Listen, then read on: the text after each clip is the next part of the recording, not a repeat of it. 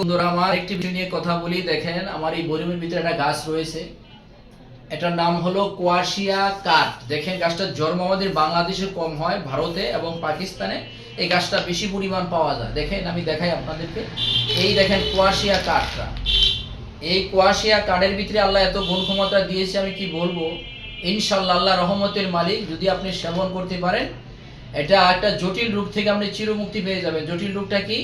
যাদের হাত পা জ্বালাপোড়া করে, হাতের তোলা পায়ের তোলা সর্বক্ষণ জ্বলে, শীতকাল আসলে হাত পা খেতার নিচে নিতে পারেন না, প্রচন্ড জ্বালাপোড়া হয় এবং গরম থাকে।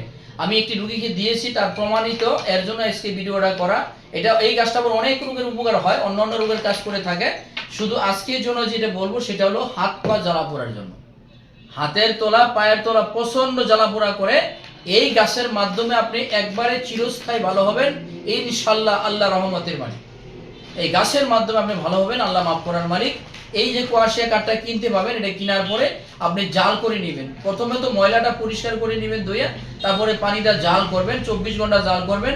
এটা যদি 1 কেজি পানিতে জাল করেন, 1 কেজি পানিতে জাল করার পর যখন আধা কেজি পরিমাণ পানি টিকবে, ওই পানিটা আপনি সেবন করবেন কালো জিরার সাথে, অথবা কালো জিরার তৈলের সাথে, বা কাঁচা কালো জিরা কিনে নেবেন, দেশি কালো জিরা 1 চামচ করে কালো জিরা, আবার 1 চামচ এখান থেকে 2 চামচ রস, এই দুইটা জিনিস যদি আপনি একসাথে সেবন করতে পারেন, ইনশাল্লাহ হাত পা জ্বালাপোড়া, চোখ জ্বালাপোড়া, অস্থিরতা, দুর্বলতা, এর জন্য বিশাল বিশাল উপকার পাবেন। আল্লাহ রহমতের মালিক, আপনি কল্পনাই করতে পারবেন না।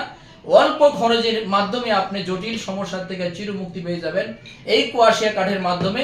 যাদের এরকম হাত পা জ্বালাপোড়া রয়েছে, আপনি দয়া করে মেহেরবানি করে একটু খেয়ে দেখবেন, কমেন্টে আমাকে জানাবেন। আর ভিডিওটি দয়া করে একটু শেয়ার দিয়ে রাখবেন, যাতে আপনার মাধ্যমে আরেকবার জানতে পারে, বুঝতে পারে।